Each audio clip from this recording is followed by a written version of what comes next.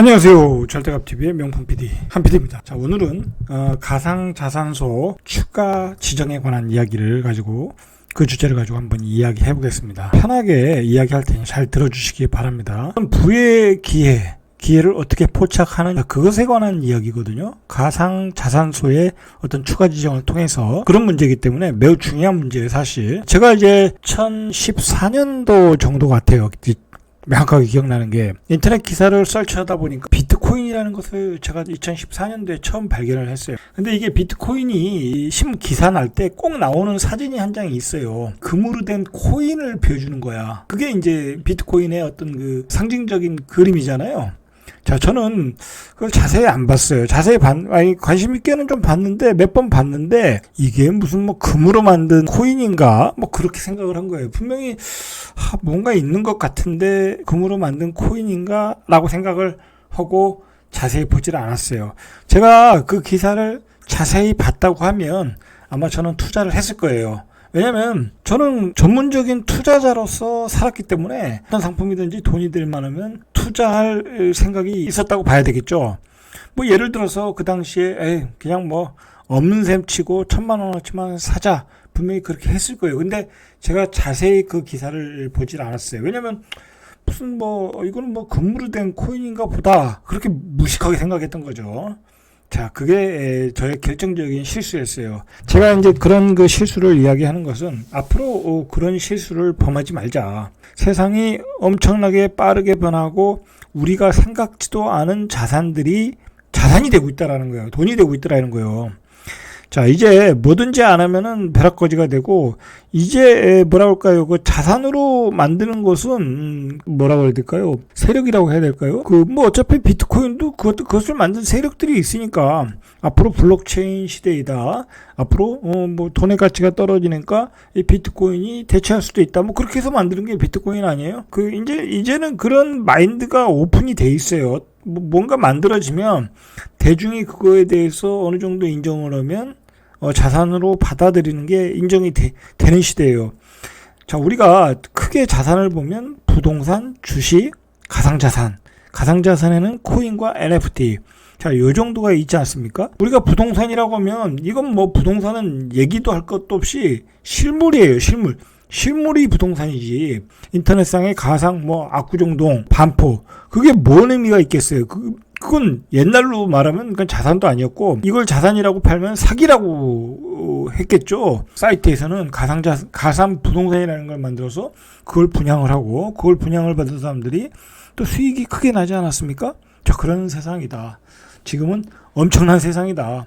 자, 그리고 주식도 우리가 옛날에는 코스피만 했지, 코스닥만 했지, 지금은 미국 주식도 오고, 일본 주식도 오고, 중국 주식도 오고, 베트남 주식, 글로벌하게 가고 있다. 자, 그리고 가상자산도 우리가 코인만 자산인 줄 알았는데 NFT도 자산이다. NFT, 토큰화된 거, 디지털화된 자산도 자산이다. 자, 그렇게 나오지 않겠습니까? 그리고 코인만 해도 무슨 자기들이 어떤 코인을 만들어서 배포하면 그게 돈이래. 그거 사실 말이 되는 게 아니죠. 이거 봉이 김선달도 아니고 그런 세상이라는. 자, 그리고 예를 들어서 게임 회사, 유메이드 같은 그런 회사에서 P2E라고 그러나요? 자, 그렇게 해서 만든 코인들도 돈이다. 그것도 코인 거래소에서 거래가 되더라. 자, 이렇게 자산이 다양해졌다. 자, 이제 앞으로는 더 많은 희귀한 디지털화 자산이 나올 수가 있어요. 자, 우리는 이제 마음을 열고 귀를 열고 이제 눈으로 자세히 그 기사들을 읽어야 돼요. 자, 빨리 읽고 이게 자산이 될 것 같다고 하면 선취매를 해야 된다. 자, 그런 의미에서 우리는 자산시장이 앞으로 어떻게 변할지, 자, 그거에 대해서 대비를 해야 돼요. 이게 결국은 원인이 뭐냐면, 시중에 이제 자본주의가 아주 초자본주의로 가면서, 고도의 자본주의로 가면서 돈이 많이 풀렸잖아요. 그리고 이 자본의 회전력이 굉장히 빠르잖아요. 그 자본이라는 게 결국 투기성 거래를 하는 거거든요. 자, 그러다 보면 이게 상품이 되겠다 싶으면 그걸 회전시키는 거예요. 돌린다는 거죠. 자, 그런 세상이 왔으니까 NFT도 자산이 되고 P2E에서 나오는 그 코인도 자산이 되고 토큰도 자산이 되고 그렇게 됐다는 그런 마인드로 앞으로의 신문들을 잘 보자. 자, 그런 의미에서 앞으로 그 가상 자산 거래소가 추가로 지정할 수 있다고 하니까 그거에 대해서도 우리가 관심을 갖고 그것으로 인해서 우리가 어떤 것에 투자를 해야 되나 한번 파악을 하자는 의미에서 제가 이 프로그램을 제작을 했습니다. 자, 일단 그 가상 자산의 그 시장 규모가 생각보다 이게 어마어마해요. 자, 이거 불과 2014년 전인가요? 그때 2017년, 18년도에 대단하지 않았습니까? 자, 그래서 좌파 정부의 정치인들이 이건 뭐 쓰레기다, 결국 없어질 것이다 라고 이야기했지만 이 비트코인은 지금 아주 단단하게 거래가 되고 있어요. 자산으로서 자리를 확실히 잡았고, 자, 그리고 그게 우크라이나 전쟁에서도 위력을 발휘하지 않았습니까? 러시아가 달러 결제가 안 되니까 비트코인 결제를 열어놓으면서 또 비트코인이 인정을 받지 않았습니까? 자, 그런 세상이 돼버렸다. 자, 이제 비트코인은 코인은 부인할 수 없다. 물론 이제 잡코인들이 있는데 뭐 그런 코인들은 뭐 우리가 미래를 알 수가 없는 거고, 최소한 국제적으로 인정된 코인들은 돈의 가치로서 인정을 받고 있다라는 거예요. 지금 우리나라에서 하루 평균 거래량이 그 거래 금액이 11조 3천억이라는 거예요. 자, 이게 어마어마한 거예요. 지난해 연말 기준에 그 코스피 일평균 거래 대금이 15조 4천억이에요. 그러면 코인 시장과 코스피 시장은 별 차이가 없다라는 거예요. 물론 거래 금액으로 한 4조 차이 나지만 이 코스피 시장은 지금 우리가 수십 년을 통해 이루어놓은 시장이고, 코인 시장은 불과 몇 년 만에 이렇게 만들어진 거예요. 그러니까 코인 시장이 대단하다는 거예요. 사실 주식이라는 것은 내가 그 기업에 투자해서 그 성장성을 가지고 투자하고 배당을 가지고 투자하고 뭐 그런 거잖아요. 자, 그런데 코인은 이건 사실 말이 안 되는, 비트코인이 그나마 비트코인 뭐 그런 거는 그래도 신뢰성이 있지만 나머지 뭐 잡코인들은 그 미래를 알 수가 없잖아요. 그게 자산으로서 그 거래소에서 거래되는 것뿐이지 어디 가서 그것 가지고 결제할 수 있는 건 아니잖아요. 그죠? 비트코인은 뭐 거래가 되고 있지만 그걸 뭐 테슬라도 살 수 있고 그렇게 하지만은 그게 또 다 통하는 건 아니잖아요. 그죠? 그리고 또 화폐의 변동성도 너무 크고, 자, 그런데도 불구하고 11조 3천억이 거래되고 있고, 이거 대단한 거예요. 이걸 현실로 받아들일 수밖에 없다라는 거죠. 그리고 현재 예치된 원화가 대기성 거래 자금이죠. 그러니까 고객 예탁금이죠. 가상자산의 고객 예탁조 6,400억 원이라는 거예요. 어마어마한 거예요. 이거 나이 드신 분들은 잘 안 하잖아요. 젊은 30대들이 많이 하는데도 불구하고 이 정도 금액이다. 자, 그리고 이제 우리가 관심을 가져야 될 게 뭐냐면 가상자산의 매수 매도 수수료죠. 그러니까 이제 거래소에 내는 수수료죠.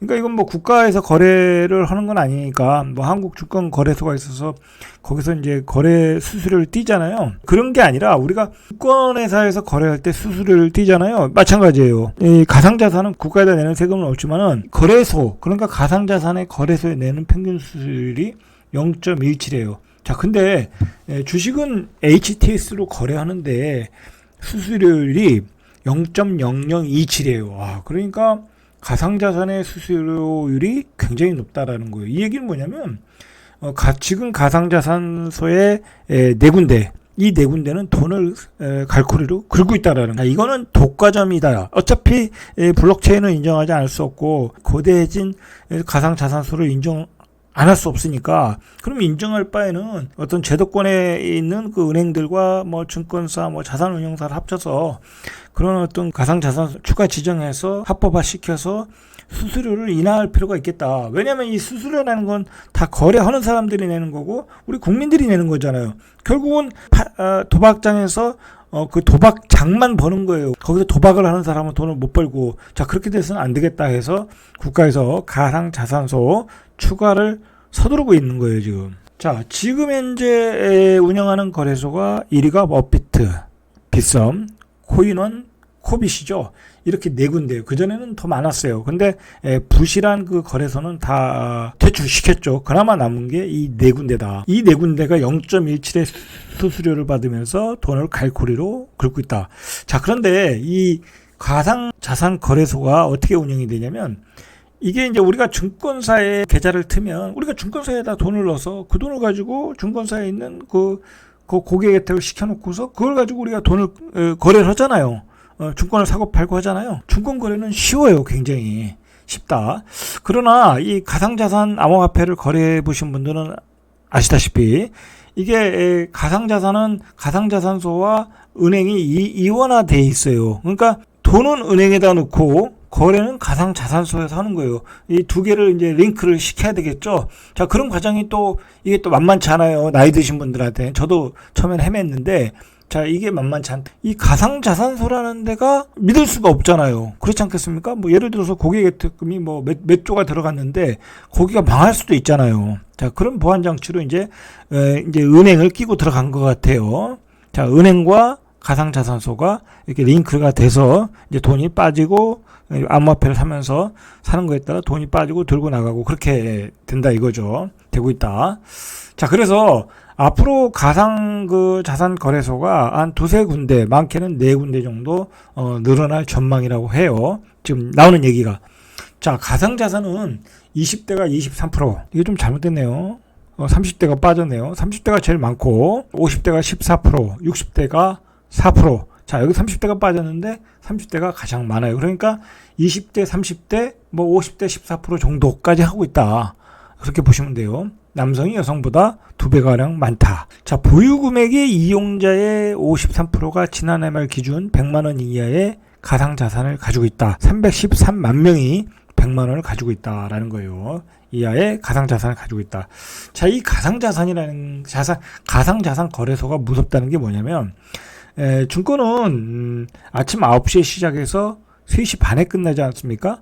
딱 그 시간만 하면 돼요. 근데 이놈의 이 가상자산은 24시간 내내 자, 이것도 이제 여러 가지 문제가 있어요. 이것도 정부에서 좀 규제를 할 가능성이 있어요. 24시간 내내 한다는 거는 가상자산소 거래소는 떼돈을 벌고 있다는 거야. 자, 그러면 왜 가상자산 거래소를 추가하려고 하냐? 바로 독과점 방지 때문에 나온 거예요. K뱅크에 힘입어 시장 점유율 1위를 달성한 업비트의 독과점 논란이 지금 문제가 되고 있어요.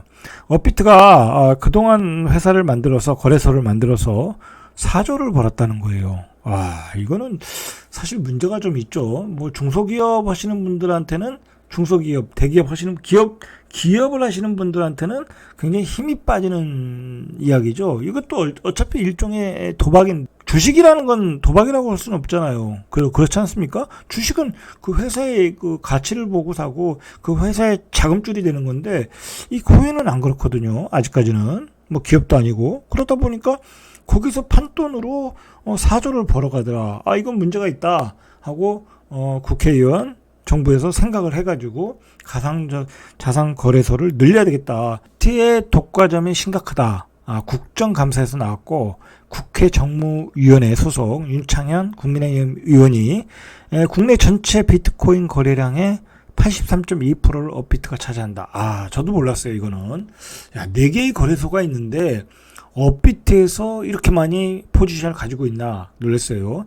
윤 의원은 현재 업비트 독점 구조는 시장 질서와 소비자 선택이 아니라 행정 허가 절차가 사실상 은행에 떠넘겨진 불공정 입법이라는 거예요. 자, 불공정 입법이라는 거예요. 자, 여기에서 문제를 지적하고 원화거래소 확대를 주장해왔다라는 거예요.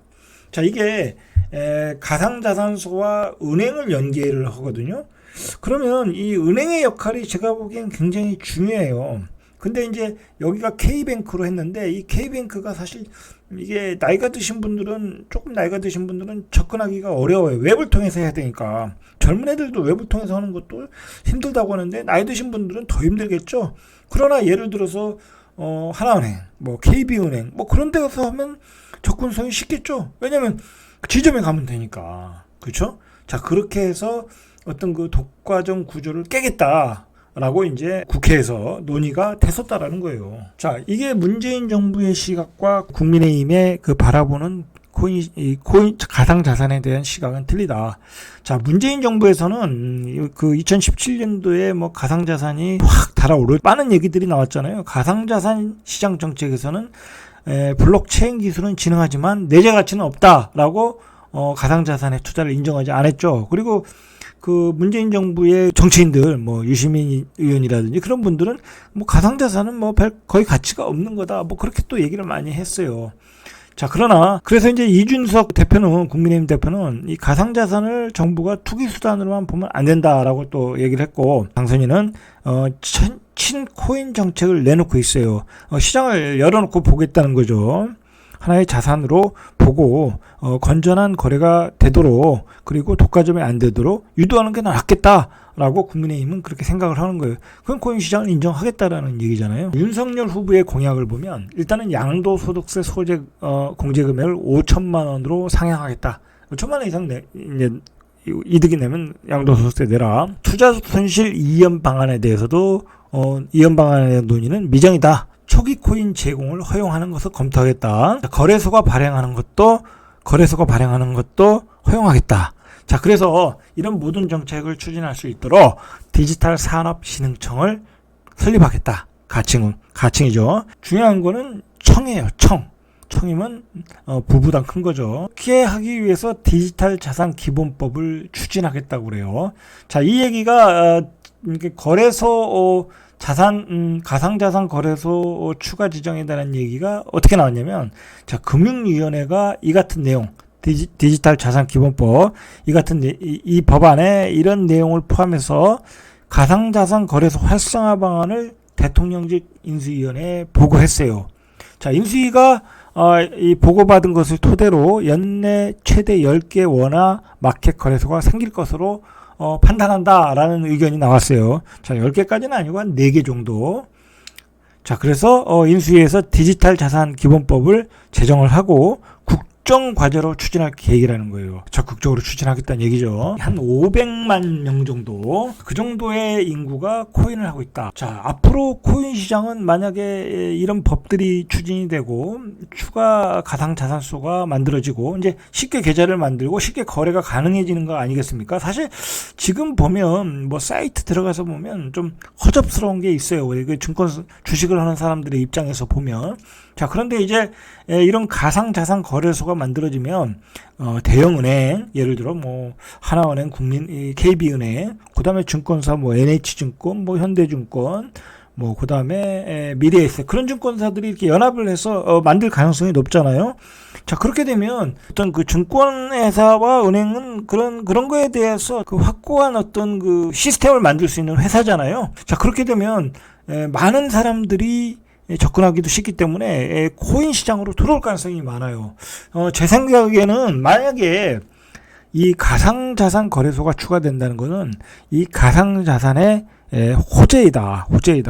자, 그렇게 생각이 된다면 이러한 시장이 만들어질 때 한번 그 코인 시장이 한번 더 올라갈 수 있다. 물론 이제 뭐 세 개가 같이 연동해서 올라가지. 뭐 주식은 코스피 주식은 미국 주식과 연동할 필요 없지만 뭐 미국의 코인은 떨어지는데 우리 코인만 올라갈 수는 없잖아요. 자, 그런 문제는 있지만 어쨌든 가상자산 추가로 만들어지면 그만큼 코인 인구는 많아진다. 코인에 투자하는 인구는 분명히 많아질 거라고 봐요. 자, 은행 증권사 입장에서도 엄청나겠죠. 지금 업비트가 돈을 버는 거 보니까 시샘이 나는 거예요. 시샘이. 자, 그러니까 자기들도 정권에 로비를 하겠죠. 해가지고 추가 지정하면 어떤 그 법인 연합해서 어떤 회사를 만들어서 들어가겠다라는 얘기죠.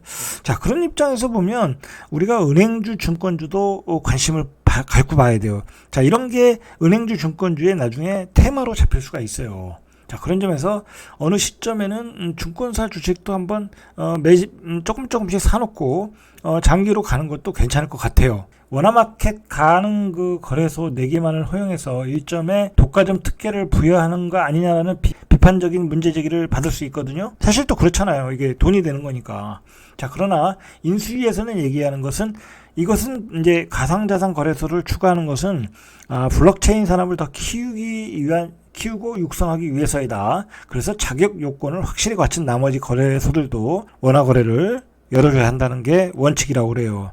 자, 이게 코인만 거래되는 게 아니잖아요. 말했듯이 NFT, 그 다음에 그 P2E에서 나오는 토큰들, 이제 많은 가상자산들이 말 그대로 가상자산에 많은 것들이 거래될 수 있다라는 거예요. 자, 그런 점에서 많은 거래소가 있어야 된다. 뭐 그건 틀린 얘기는 아니죠. 자, 그러면 어디가 추진하느냐? 자, 적극적으로 추진하는 은행은 자, 우리은행, SC제일은행, 하나은행. 자, 그리고 인터넷 뱅킹, 카카오뱅크, 토스은행, 자, 이런 은행들이 거론이 되고 있어요. 그러니까 모든 은행이 참여를 하겠죠. 지분 참여를 하겠죠. 근데 그래서 업계에 따르면 뭐 플렉타 익스체인지 그리고 프로비트 이런 가상거래소가 은행들과 실무 협상을 추진 중이라고 그래요. 자, 금융위 관계자는 원화 마켓 가능한 거래소 숫자가 정해진 건 아니고 추가 협의에 따라 숫자가 정해질 거라는 거죠. 자, 그래서 은행을 포함해서 자산운용사, 증권사 이런 것들이 연합을 해서 가상거래소와의 협업을 하고 싶다는 입장을 여러 번 전달하고 있다고 그래요. 자, 앞에서 봤듯이 이제는 뭐 최근 한 5년 6년 동안에 엄청나게 변한 시대가 바뀐 것을 우리가 확인했어요. 집값이 이렇게 급등할지도 몰랐고 20대의 젊은 아이들이 코인에 투자해서 몇백억을 벌고 슈퍼카를 몰고 다닐지도 몰랐고 뭐 이제 그런 세상이에요. 그런 친구들이 오피스텔에 앉아가지고 하루에도 뭐 몇 억씩 거래를 하고 있지 않습니까? 그런 세상이 왔다라는 거예요. 자, 그러니까 우리가 이제 그런 시대에 이제 적응할 필요가 있다라는 그거에 대해서 의심을 가질 필요가 없어요. 제가 보기엔 세계가 모두가 인정을 하니까. 자, 어쨌든 이런 가상자산 거래소가 지정이 되면 거기는 황금알이다. 특히 가상자산 거래소는 시스템의 신뢰가 굉장히 중요하거든요. 거기서 다 해킹당해서 다 없어지면 그거 뭐 어떻게 되겠어요, 그죠? 그런 위험성이 있잖아요. 자, 어쨌든 중요한 거는 우리는 이런 걸 통해서 우리가 어떻게 돈을 벌 것이냐, 그게 중요한 거잖아요. 자, 제 생각에는 이런 거래소에 참여하는 그 증권사, 은행, 뭐 어떤 회사들, 자, 그런 주식들이 연말에 테마가 될 수도 있다고 봐요, 분명히. 자, 연말에 테마가 된다고 하면 지금부터 그런 주식들을 사서 모을 필요는 있어요. 자, 그리고 이건 뭐 다른 얘기인데 지금 이제 시대가 바뀌었어요. 전 답답해서 좀 말씀을 드린 건데 지금도 우리 아이들을 그 영어 수학 막 공부하러 초등학교 들어가기 전에 수학을 가르치고 그러잖아요. 부모님도 그렇게 하시잖아요. 그런 시대다. 지금도 그런 시대다. 근데 과연 지금 인재들은 어떤 인재들을 필요로 하느냐 이거예요. 어떤 인재들을. 말 그대로 4차 혁명을 주도하는 그런 인재들을 필요로. 뭐 대학교 가서 지금 뭐 초등학교, 중학교에서 영어 수학 열심히 해서 좋은 대학 가서 그런 거 배우지. 그거 제가 보기엔 늦어요. 그렇게 하면 늦는다. 자, 그러시지 마시고 우리가 예전에 그 좋은 대학을 나와서 공부를 열심히 해서 좋은 대학을 가는 것은 좋은 직장에 취직하거나 뭐 판사 검사가 되려고 또는 의사가 되려고 그러는 거예요. 자, 여러분 생각을 해보세요. 지금 의사도 이 엄청난 집값 폭등에 집을 못 사서 주식을 해야 되는 시대예요. 가상자산에 투자하는 시대고 굉장히 많은 상실감 속에 살아요. 의사들도 얼마나 많이 고생을 해요. 사실 이제 그럴 필요 없다라는 거예요. 그럴 필요 없다. 그런 노력이면 오히려 어렸을 때부터 이러한 그 돈이 되는 것들을 공부를 해라. 가상자산, 앞으로 디지털 세계, AI, 그런 것들을 전문적으로 공부해라. 영어 수학에 미쳐서 다 공부하지 말고. 여러분, 요즘에 제가 그 읽은 기사 중 금융감독원에 다니는 그 직원들이 상실감에 빠졌다는 거야. 그 사람들이 뭐 연봉이 1억이 제가 알기로는 넘는 걸로 알고 있는데 꽤 많이 받아요. 자, 그런데 그런 사람들이 상실감에 빠졌다는 거야. 대기업만도 못하다라는 거야. 대기업 좋은 데 다니면 조금만 뭐 열심히 다니면 조금 올라가면 1억 넘잖아요. 그리고 벤처기업 들어가면 뭐 금융감독원 갈 정도면 다 머리가 똑똑한 사람들인데 자기 친구들 보니까 뭐 스타트업 한다 해서 어디 벤처기업 들어갔는데 상장할 때 뭐 스탑 옥션으로 몇십억 받더라. 뭐 요즘 뭐 상장에도 그렇게 받잖아요. 일반 직원들도. 그 SK 바이오팜이 그렇게 해서 직원들이 한 10몇 억씩 받았다고 그랬잖아요. 그죠? 자, 그런 시대이다라는 거예요, 지금. 공무원도, 그래서 오직하면 지금 구급 공무원이 인기가 없겠어요. 예? 인기가 떨어진댔잖아요. 누가 월급 200만 원 받고 초급으로 일하겠냐고. 지금 대기업 취직을 해도 초봉이 4천이 넘는데. 그죠? 그리고 예전과 같이 연금도 주지도 않고. 자, 인기가 사라지고 있다. 이렇게 세상이 바뀌고 있다. 자, 우리는 미래 자산 시장에 전문가가 되는 길을 어려서부터 공부해야 되는 거예요. 어려서부터 그것을 공부해라. 영어 수학에 미치지 말고. 여러분들과 여러분의 자식들이 결국은 왜 공부를 하는 거예요? 잘 먹고 잘 살기 위해서 공부하는 거예요. 잘 먹고 잘 사는데 방향이 틀렸다. 영어 수학만 잘해가지고 안 된다. 영어 수학은 잘하는 애들이 잘해요. 머리가 좋은 애들이 잘하는 거예요. 다 같이 해서 다 잘할 수가 없는 거잖아요. 그렇지 않겠습니까? 그러니까 1등급, 2등급이 있는 거예요. 1등급은 정해져 있는 거예요. 자, 그렇다. 그러니까 일찍부터 모두가 함께 몰려간 레드오션 시장으로 가지 말고 이렇게 미래의 자산 시장에 대해서 어렸을 때부터 훈련을 해라. 그런 것들을 교육받아라. AI, 로봇, 코딩, 그리고 디지털 자산 받아라 이거예요. 자, 제가 오늘의 주제를 가지고 여러분들에게 해드리고 싶은 말은 그거예요. 응? 방향을 설정을 제대로 하고 가라. 그리고 우리 30, 40대, 50대도 이제 마음을 열고 가상자산에 대해서 오픈 마인드로 해라. 저도 저는 이제 변동성 거래를 좋아하지 않습니까?